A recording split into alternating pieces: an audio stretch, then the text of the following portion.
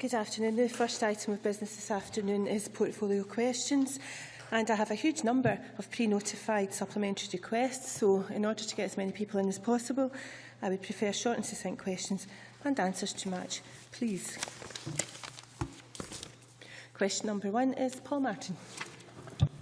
To ask the Scottish Government when it last met representatives of Glasgow City Council. Minister Derek Mackay. The Scottish Government meets regularly with representatives of Scotland's councils, including Glasgow City Council, to discuss a range of issues. Paul Martin. Presiding Officer, I wonder if the Minister could enlighten me, indeed not just with his discussions with Glasgow City Council, but indeed any other council, whether the Government still intend to bring forward their flagship policy to introduce a local income tax. Minister. The member will welcome that the Scottish Government has delivered the council tax freeze for a number of years now, again this financial year. But in terms of the replacement of the unfair council tax, we will bring forward a consultation on a replacement in the lifetime of this Parliament, in line with the manifesto on which this party and this government was elected. Thank you. Question number 2, Elaine Murray. Thank you, Presiding Officer. To ask the Scottish Government what economic risks an independent Scotland would face if it was to use sterling without being in a formal currency union with the rest of the UK. Cabinet Secretary John Swinney. Presiding Officer, the Fiscal Commission Working Group set out a number of viable currency options for a country of Scotland's size and economic strength. They concluded that retaining sterling as part of a formal monetary union with the rest of the United Kingdom would be the best option, both for an independent Scotland and for the rest of the UK. The Scottish Government is clear that an independent Scotland will retain sterling as set out our currency proposals in pages 109 to 117 of Scotland's future. Elaine Murray. Thank the Cabinet Secretary for his reply. This morning's press reports that Alistair Cotton, Head of Corporate Dealing for Currencies Direct, states that using a currency without a formal union would leave an independent Scotland without the economic levers to fully support its financial sector. And Owen Kelly of Scottish Financial Enterprises believes that using the pound without a formal currency union could threaten Scotland's membership of the EU. Is continuing to use the pound, irrespective of currency union, a viable plan B?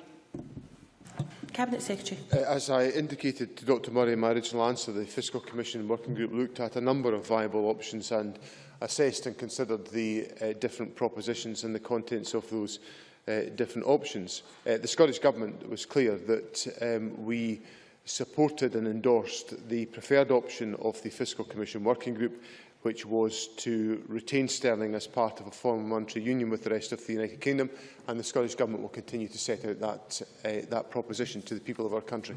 Thank you. Very briefly, Marco Biaggi. Alistair Darling has been noted for saying that a currency union is logical and desirable, but now we have added to that Jackson Carlaw's endorsement that a union would be rational and sensible. Does the Finance Secretary agree with me that George Osborne now and George Osborne the day after a yes vote will be very different with regard to a currency union, not least because it will be in the overwhelming interests of both Scotland and the rest of the UK to conclude that deal and conclude it swiftly? Cabinet Secretary. I think Mr Biaggi makes a very fair and strong point that the issue of the transaction costs that are saved for businesses south of the border as a consequence of the existence of a formal currency union has been a point made clearly by the Scottish Government. It would amount to, in our estimate, a figure of around £500 million, which would be a significant undertaking for businesses in the rest of the United Kingdom.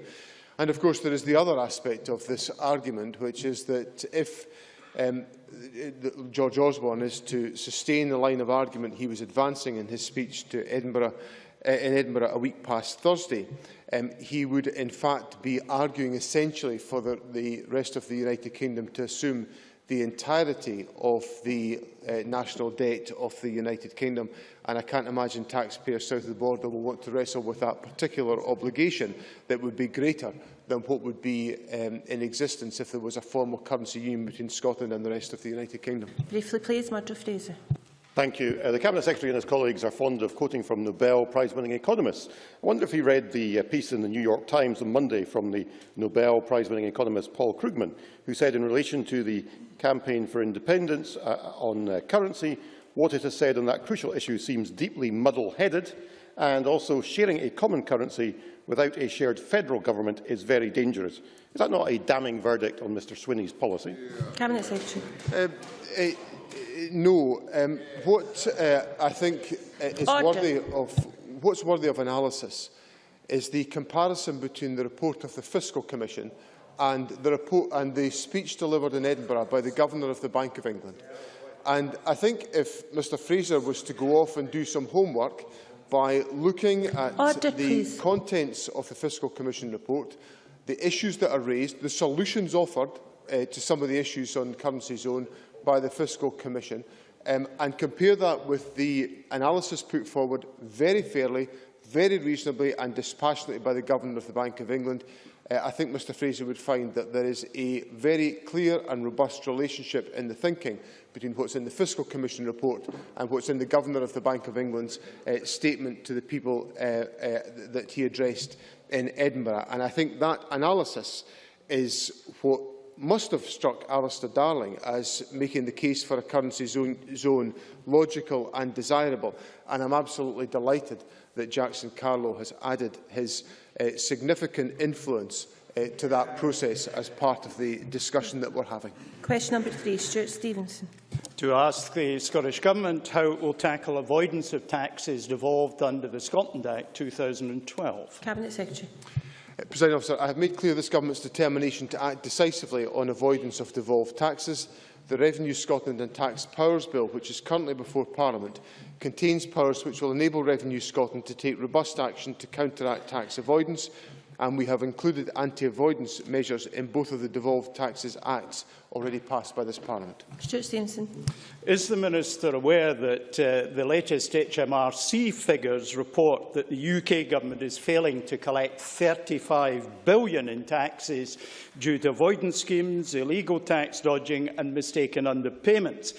Given that Scotland's share of that is approximately £3.47 billion that's being lost by the UK Treasury, can the Minister tell us how Scotland would benefit between now and 2016 if the UK Government were to implement a general anti-avoidance rule? Cabinet Secretary. As I've made clear to Parliament in the introduction of the Revenue Scotland and Tax Powers Bill, there will be included in that bill a general anti-avoidance rule, which is simple and more comprehensive than the corresponding provisions that the United Kingdom Government is considering. Our general anti-avoidance rule is designed to catch artificial tax avoidance arrangements, whereas the UK approach is based on a narrow test of abuse. Our general anti-avoidance rule will, of course, only apply to devolved taxes. If we had the ability to apply that across the full range of taxes, we would be able to bring the ethos and the approach that I have set out to the wider consideration of taxation issues. And the final point I would make to Mr Stevenson is that with the introduction of the Revenue Scotland and Tax Powers Bill, I have made clear to Parliament that I do want Parliament to consider and to test the provisions that the Government has put in place, and if there are measures that that Parliament believes would strengthen the general anti-avoidance rule that we've advanced, I would be very open to considering those and to ensuring that Scotland embarks on its approach to tax collection with as robust an approach as we possibly can do to tackling tax avoidance where we possibly can do. Thank you. Supplementary, Patrick Harvey. Thank you. The Cabinet Secretary has spoken about building a new culture in terms of stopping tax avoidance, so that we never see the same scenario that the UK has in place, where so much more effort is spent on chasing a relatively small amount of benefit fraud than a vast amount of tax evasion by the wealthiest. A general anti-avoidance rule is a good start, but does the Cabinet Secretary agree that additional measures, such as conditions to public procurement, for example, or conditions being attached to the corporate welfare payments, such as regional selective assistance grants, these can create additional disincentives for companies to engage in tax avoidance? Cabinet Secretary. Well, I reiterate the last point that I made in my response to Mr Stevenson, that the Scottish Government intends to embark on the design of a tax collection system in Scotland with the maximum intolerance towards tax avoidance. And the test that I've set to my officials, and which I have been advised by the Tax Consultation Forum, whose contribution I value enormously in the formulation of the bill, has been to take that maximalist approach. And I know that's one that Mr Harvey would support, given his contribution to this question over many years within Parliament. So the invitation is there to Parliament to test. I think we've brought forward a very sophisticated proposition in the bill. The invitation is there to Parliament to challenge that, to see if it can be taken a stage further, and I will obviously engage very seriously on this question when the feedback from Parliament is received. It is important in the design of every measure that we undertake that firstly all measures are legally compliant, and that's an issue the Government would have to wrestle with in relation to the procurement legislation that Mr Harvey referred to, but also that we take every step we can in our wider policy interventions to ensure that the spirit and the letter of measures to tackle tax avoidance is reflected in all of our actions. Brief supplementary from Gavin Brown and hopefully a brief answer. Thank you. The Cabinet Secretary said he had a sophisticated proposition. Can he share with the Chamber the target set for Revenue Scotland in relation to tax avoidance? Cabinet Secretary. Well, I want to minimise tax avoidance. I'm certainly not going to go around saying X amount of tax avoidance is okay. What an absolutely absurd proposition that would. I want to ensure that the Scottish Government is able to take all steps we possibly can do to tackle tax avoidance and to have the measures in place to do so. Thank you. Question number 4, Richard Baker. Thank you. To ask the Scottish Government what recent discussions ministers have had with Aberdeen City and Aberdeenshire councils and public sector agencies in the North East regarding the recruitment and retention of staff. Minister Derek Mackay. The Scottish Government and public bodies have policy and delivery functions across Scotland. Any allocation of central Scottish Government resources, such as to health boards and councils, is typically distributed through a needs-based formula incorporating indicators such as population, deprivation and rurality. It is for councils, in collaboration with their community planning partners, to determine the appropriate uses of the resources under their control, including decisions on recruitment and retention of staff. Richard Baker. Last week in the Evening Express, Richard Carey talked to the difficulty of recruiting to the health service in Grampian, and other public sector bodies in the area, and both local authorities have highlighted problems with recruitment due to the high cost of living in Aberdeen and the North East more widely.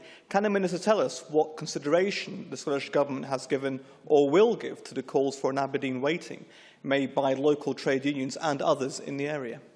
Minister. Well, we are able to give local employers the flexibility to deliver schemes that are suitable for local circumstances where there are pressure points, and these exist. And in terms of the health service, the Cabinet Secretary receives updates in terms of any vacancies that may arrive. So we keep a close watch on this. But I tell you, this relates to the general issue of resourcing, and the local authority was mentioned. And I think it would be somewhat easier for Aberdeen City Council if they had access to the £7.3 million that the Labour Party has denied to that particular area, having turned down the very needs-based formula that would have, on this occasion, supported Aberdeen City Council. So it very much relates to resources, and I would ask the Labour Party to look very closely at the mess that they've created in the city.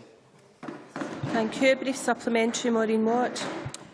Thank you, Presiding Officer. Does the Minister agree with me that the main problem in recruitment and retention of staff is the lack of affordable housing?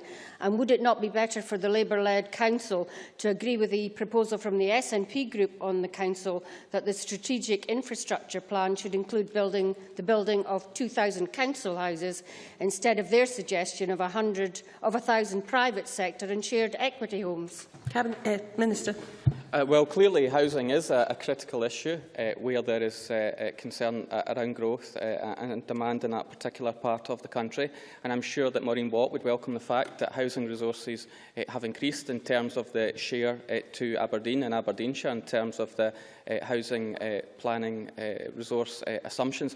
And as well as that, local authorities, as I say, if we had followed the needs-based formula, not only would revenue to Aberdeen City Council have increased, but so too would have capital increased as well, giving the Council even greater flexibility to deliver on housing targets. So I am at a complete loss as to why the Labour leadership at Aberdeen City Council has turned down extra resources for their area. It seems a mixture of ignorance, incompetence and ineptitude. Question number 5, John Pentland. To ask the Scottish Government when the Cabinet Secretary for Finance, Employment and Sustainable Growth last met the Chancellor of Exchequer and what was discussed. Cabinet Secretary John Swinney. President Officer, Scottish ministers regularly meet with ministers from the UK Treasury to promote the steps we are taking within our limited powers to deliver a more prosperous and fairer Scotland. I will be engaging with UK ministers in the coming weeks to highlight Scotland's priorities for the UK budget in March. John Pentland. Thank you, Cabinet Secretary. Assuming that you are not sticking with Plan A like the Deputy First Minister, can you tell me whether the FM's Plan B would be a temporary fix? And if so, how long would using the pound without a currency union last before we were forced to consider a Plan C? Cabinet Secretary, can I just remind members to speak through the Chair, please? Presiding Officer, as I explained in my answer to Dr Murray, the Scottish Government took the advice of the Fiscal Commission Working Group, which looked at a range of what they described as viable currency options for an independent Scotland. We accepted their recommendation of the preferred and recommended approach, which was the establishment of a currency zone and the maintenance of the use of the pound sterling, which is Scotland's currency as much as the currency of the rest of the United Kingdom. And that is the approach the Scottish Government will continue to express to the people of our country. Briefly, please, John Mason. If the Cabinet Secretary is meeting the Chancellor, can he confirm that he will be discussing the debt as well as the pound? And is it the suggested figure of something like £25,000 per head that Scotland would be better off if the Chancellor refuses to share both? Cabinet Secretary. Well, Mr Mason makes the point that if the Chancellor wishes to continue with the line of argument that he was taking during his speech in Edinburgh, then he would essentially be signing up to saddling the United Kingdom with additional debts of up to £130 billion and debt servicing costs of between £4 to £5.5 billion each year. Now, this is equivalent to increasing the basic rate of income tax by 1 pence, and if the Chancellor wishes to sustain this line of argument and explain it to the people of the rest of the United Kingdom, then that is up to him. But I think it's an example of why the story from the UK Treasury will change once there is a successful yes vote in the referendum, and the practical benefits and realities of a currency zone between Scotland and the rest of the United Kingdom will be clearly demonstrated and able to be delivered in that context. And also briefly, Malcolm Chisholm. John Mason raised an interesting question, because it may be that a lot of people in Scotland think, well, there's some attraction in what he's suggesting, we wouldn't have to pay that money in debt. But clearly, there are many, many disadvantages that would go along with that. Why can't the Cabinet Secretary be honest with the people and spell out what he regards as the disadvantages that would go along with that scenario? Cabinet Secretary. Mr Chisholm should know that the Fiscal Commission assessed a number of options that were credible and viable currency options for an independent Scotland. The Scottish Government accepted the preferred option put forward by the Commission, which was the establishment of a currency zone. And we set out that argument. We think it is a strong and a compelling argument, not just for Scotland, but for the rest of the United Kingdom into the bargain, and we will continue to sustain that point of view to the people of our country. Thank you. Question number 6, Bruce Crawford. Thank you, Presiding Officer. To ask the Scottish Government when the Minister for Youth Employment will next visit the Stirling constituency. Minister Angela Constance. Presiding Officer, as it happens, I will be visiting Mr Crawford's constituency tomorrow, and I'm very much looking forward to visiting Fallon Community Enterprises and learning more about their Recycabike project and the contribution that project is making to employability in the Stirling area. Bruce Crawford. Well, Presiding Officer, as you might imagine, I'm delighted that the Minister will be visiting the Stirling constituency tomorrow to visit Recycabike in my constituency of Stirling at Riverside to see for herself the great work undertaken by them. In the meantime, though, can the Minister please confirm how many modern apprenticeships were completed in Scotland during the period 1st April to the end of December 2013, and how many were in training at the end of December in the Stirling area? Minister. As Mr Crawford and other members in this chamber will be well aware, the Scottish Government has signed up to a very ambitious target of 25,000 new modern apprenticeship starts for every year of the lifetime of this Parliament. And it was only last week that Skills Development Scotland published information over quarter 1, 2 and 3 to the end of 2013. And I'm pleased to inform Chamber that we are indeed making very good progress towards meeting that target.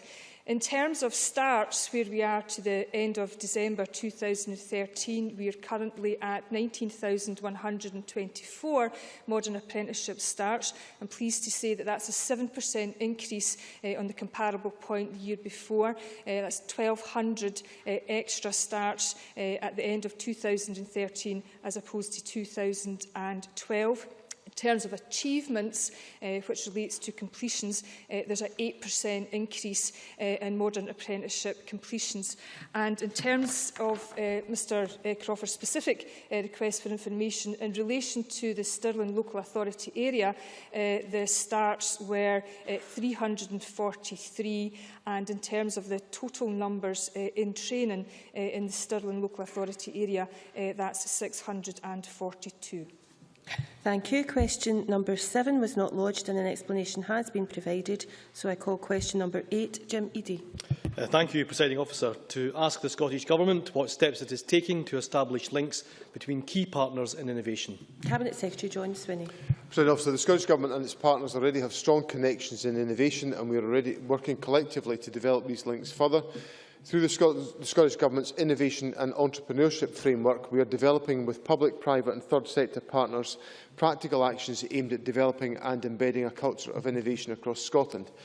We are also taking steps to improve industry and academic links by establishing Innovation Scotland as well as a network of innovation centres. Partners in health are collaborating through programmes such as the Innovation Partnership Board and Health Innovation Partnerships. These initiatives will provide a supportive environment for industry to engage with clinicians and the National Health Service. Jim Eadie. Thank the Cabinet Secretary for that comprehensive answer. Does he agree that the Edinburgh BioQuarter epitomises what can be achieved through successful collaboration between key agencies such as the University of Edinburgh, Scottish Enterprise and NHS Lothian to support innovation in the development of new medicines, diagnostic tools and devices to treat diseases? And what more can the Scottish Government do to support and promote Edinburgh as a leading European and global destination for innovation and translational medical research? Cabinet Secretary. Well, I do think the Edinburgh BioQuarter is a stunning example of the collaboration between the University, Scottish Enterprise, NHS Lothian and also the City Council, I would add. I chair a biannual forum around the Edinburgh BioQuarter to drive its further development and to open up and realise the opportunities highlighted by Mr Eadie in his question. The Life Science Advisory Board, which is jointly chaired by the Cabinet Secretary for Health and Dr John Brown of the Scottish Life Sciences Association, provides significant leadership in driving forward the degree of health collaboration that is required. Scotland is very well placed to be a focal point for innovation within our health service. We continue to develop the links between clinical research, academic research and the private marketplace, and the ongoing commercialisation programme at the Edinburgh BioQuarter has created 7 spin-out companies to date, most recently Edinburgh Molecular Imaging, which was established with a £4 million initial investment led by Edinburgh-based Epidarex. So there are many good examples of innovation and investment that are rising out of that tremendous cluster of healthcare leadership and activity within the Edinburgh BioQuarter. Thank you. Question number 9, Gavin Brown. Thank you. To ask the Scottish Government what main changes will arise from the 2013-14 spring budget revision. Cabinet Secretary John Swinney. The substantive changes are detailed in the introduction section of the supporting document to the spring budget revision, which was published on the 6th of February 2014. Gavin Brown. Line supporting economic growth housing supply was £373 million at the autumn budget revision. It's £341.6 million as a result of the spring budget revision. Can the Cabinet Secretary explain the sudden £30 million drop? Cabinet Secretary. Well, the issues in connection with the spring budget revision will be considered fully when I appear at the Finance Committee to consider the statutory instrument that's involved, and that takes place in the course of the next few weeks. As Mr Brown well knows, we take forward a range of changes to budget programmes to align them with a range of different factors to satisfy the Government's financial objectives in any given financial year. And I will ensure that all of the issues that we are considering within the spring budget revision are fully considered by the Finance Committee when members assess the statutory instrument. Briefly supplementary, Ian Gray. Thank you, Deputy Presiding Officer. The outturns of the 2013-14 spring revisions, amongst many other things, will obviously inform the Cabinet Secretary's preparation of his draft budget for 2015-16. We would usually expect to see that in early September. When does he expect to publish his draft budget this year? Cabinet Secretary. I would expect to publish my draft budget in October of 2014. Thank you. Question number 10, Ken Macintosh. Thank you. To ask the Scottish Government what its position is on promoting the German model of work sharing and work time accounts as a means of moderating the worst effects of the recession. Cabinet Secretary John Swinney. The Scottish Government has used all available powers and resources to allow Scotland to continue to provide the most competitive environment for business within the United Kingdom, supporting employment and protecting people during the difficulties of the recession. While employment and industrial relations matters are currently reserved to the United Kingdom, we have made clear our commitment to a partnership approach involving employers, employees, trade unions and other interested parties to deliver sustainable economic growth. Thank you. Ken Macintosh. I thank the Cabinet Secretary for his reply, and can I ask him whether he agrees with me that as we emerge from the recession, this is the perfect opportunity to end the old-fashioned practices, the them and us attitudes that have so often soured employee-employer relationships, and move to more collaborative ways of working, including promoting recognising trade unions, promoting tax transparency, employee representation on boards, a focus on long-term investment and sustainability and local commitment to local communities. And can I ask him to what extent he might use the procurement bill to begin that process? Cabinet Secretary. Well, I agree substantially with the point that Mr Macintosh has made, and as a consequence, that is why the Government set up the independent review of progressive workplace policies on the 11th of February. As I'm sure Mr Macintosh is aware, this is a group which will be chaired by my former colleague Jim Mather, the Enterprise Minister in the last Parliament, who I think beyond dispute brings to this area of policy some of the most creative thinking about how some of the practices of the past can be eliminated and we can work in a more collaborative way. I'm delighted with the participation that has been secured for that review involving representatives of the trade union movement, representatives of the public sector, representatives of private industry within Scotland, and I certainly look to that review to produce some very creative thinking as to how we can advance these issues. The Government's procurement bill is designed to ensure that over the areas of activity in which we are actively procuring goods and services, we can maximise the economic impact and provide the sustainable benefits for the Scottish economy and the workforce within Scotland, and any ways in which we can strengthen that bill will of course be seized by the Government. Briefly please, John Wilson. Thank you, Presiding Officer. Could I draw members' attention to my register of interest, particularly my membership of Unite the Union? I welcome the statement by the Cabinet Secretary in terms of building better relations between employers and employees. Could the Cabinet Secretary outline what additional tools will be available to further build on better relations in an independent Scotland? Cabinet Secretary. Well, clearly there's one of the limitations of the current arrangements is that many aspects of employment policy and workplace practice are reserved to the United Kingdom Government. So, of course, there may well be issues that are raised by the review that's been chaired by Mr Mather, which may stray into areas of policy over which the Government does not have responsibility. And, of course, we will be able to reflect on those issues in the once Scotland has voted yes in the referendum.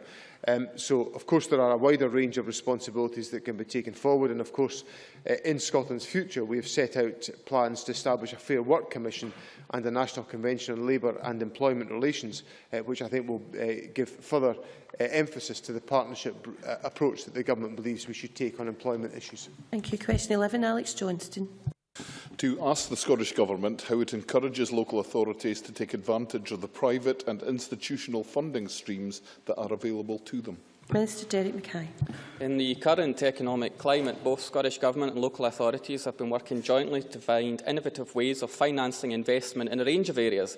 This includes investment through the HubCo initiative, Delivering Scotland Schools for the Futures, which includes revenue finance secondary schools, and attracting private investment to support affordable housing. Alex Johnston. The Minister may well be aware that there are a number of businesses operating in the Scottish environment today who are talking to local authorities about funding, in particular, the construction of affordable housing, and that in many cases deals are close to completion, yet there does seem to be a logjam at the moment and an unwillingness on the part of local authorities to take this forward. Is there anything the Minister can do to encourage individual local authorities to make that move and to take this opportunity for those who need housing today in Scotland? Minister. Well, the Scottish Government would welcome opportunities to work in partnership, and housing is as an example where there can be a partnership between a local authority and a private developer, and one that can innovate to deliver housing in a very constructive way. Some of the issues, I think, emerge around risk and guarantees, and Scottish Government's offered constructive support in mediating and navigating our way through some of this, but particularly looking at the potential, for example, of some of the pension funds and how they could be unlocked to help deliver sustainable economic growth is to be encouraged, and Scottish Government officials work closely with local authorities to try and unlock this potential and give encouragement. Question 12, Liam MacArthur. Thank you, Presiding Officer. To ask the Scottish Government when the Island Areas Ministerial Working Group will next meet and what will be discussed. Minister Derek Mackay. The Island Areas Ministerial Working Group is next due to meet on the 24th of March in Stornoway. Although the agenda is yet to be finalised, the subjects for discussion will be issues of interest and importance to the Island Council areas. Liam MacArthur. I thank the Minister for that response. He'll be aware of the opposition in the islands to the decision to move control centres for both police and fire and rescue services to the Central Belt, and he'll also have heard the criticism of those moves from Orkney Islands Council. On that basis, can he advise whether the Chamber, whether this working group will take time in Stornoway to consider the impact of these and other centralising decisions are having on the three island communities, as well as the other issues that no doubt will be discussed? Minister. Well, I can advise Mr MacArthur that the Islands Area Working Group will consider whatever items that local authorities want to discuss with us, and that's had quite a wide-ranging agenda. And what we will do is work closely in partnership in a constructive and a positive way as we develop the proposition, as we approach the referendum, about how we can unlock the potential of the islands in the context of independence, because we on this side of the Parliament understand that only through independence can we truly empower the islands with the new powers that come to Scotland. So too we can empower the islands as well. So I look forward to that very constructive ongoing engagement with our island communities. Very briefly, Mike Mackenzie. I'm sure the Minister will agree that provision of interconnectors to island groups is one of the most significant problems they face. Does he share my disappointment at the recent decision taken by wave energy company Sea Tristay to relocate from Orkney to Cornwall because of a lack of grid connection to Orkney? And does he agree that this is entirely a failure on the part of the UK Government, who have continually postponed the provision of a new interconnector to Orkney? As briefly as possible, Minister. We would concur with those comments, and Mr Ewing has been leading work in terms of connectivity on the islands, and I'm sure this is a subject to which we'll return. Thank you. Question 13, Sarah Boyack.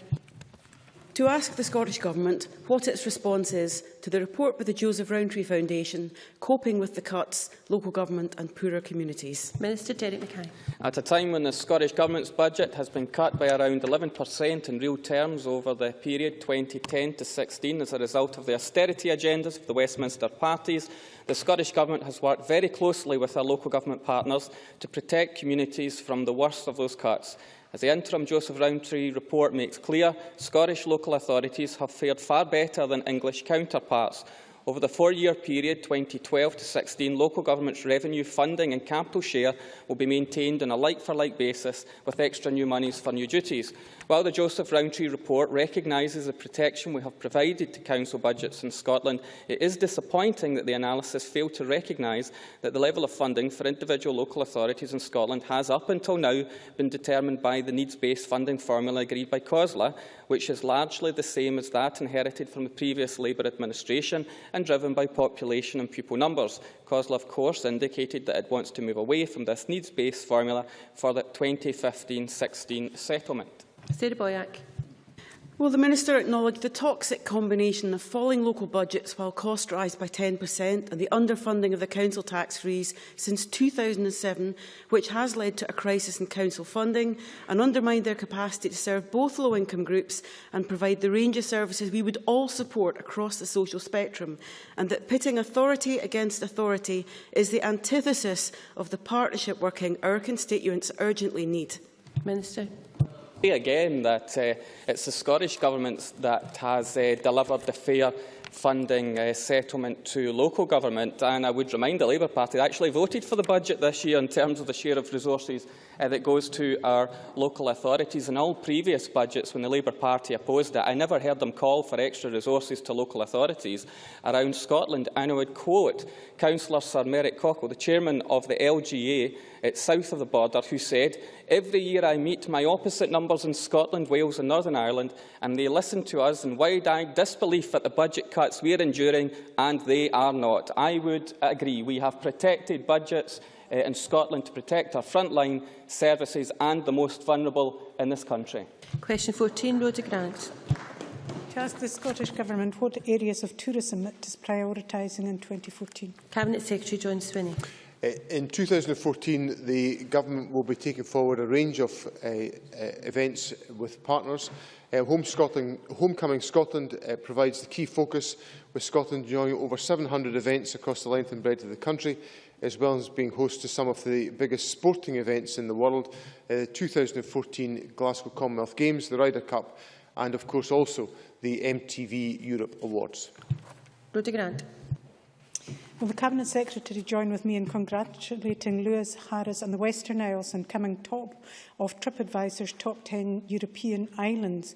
He'll also be aware that the Outer Hebrides Tourism Industry Association's concerns about ferry capacity to the islands. The Stornoway-Ullapool route was 84% capacity in sailings in July, and the Oban-Lochboysdale route at 100% for the same period. I've in the past asked for standby lists to ascertain the level of unmet need, but cannot access those. So can I ask if the Cabinet Secretary will take steps to monitor the unmet need and keep a note of that and make it public? And also, will he make more capacity available on those sailings by making permanent the Lochboysdale-Mallaig sailing? Cabinet Secretary. Well, first of all, can I say unreservedly that I agree with the comments that Rhoda Grant has made about Lewis and Harris. They are very special places in my heart and places that my family and I regularly visit. We won't have the privilege of trying to wrestle to get on ferries to the Western Isles this summer. We shall be wrestling to get on a ferry to Tiree this summer, which will be, I suspect, as congested as it was last summer. I take seriously the point that Rhoda Grant makes about ferry capacity. It is invaluable in ensuring that the tourism industry is able to fulfil all of its aspirations during the busy periods of the tourist season, but also critical in other times of the year for support to communities into the bargain. The Government has, of course, taken forward steps to, for the first time, I'm not sure what the historical context of this, but certainly to put in place, certainly in my recollection, a Mallaig to Lochboysdale ferry connection. I know that's been welcomed, and the Government will, of course, continue to monitor capacity and utilisation of all ferry routes, because it's in all of our interests to make sure that we maximise the number of people who are able to visit these most special parts of our country. We have 1 minute left, and I will call question 15. If questions and answers are brief, please. Christian Allard. To ask the Scottish Government how the Scottish Loan Fund is helping small and medium-sized enterprises and businesses. Cabinet Secretary. The £113 million Scottish Loan Fund issues loans ranging from £250,000 to £2 million and, in exceptional circumstances, up to £5 million. The fund is aimed at established growth and exporting companies. Very briefly, Christian Allard. I thank the Cabinet Secretary for his answer. Would he agree with me that the investment by the Scottish Loan Fund of £3.5 million in Corrède Tracks, an energy services company based in Aberdeen, demonstrates the Scottish Government commitment at every level to the continued success of the energy sector? Cabinet Secretary.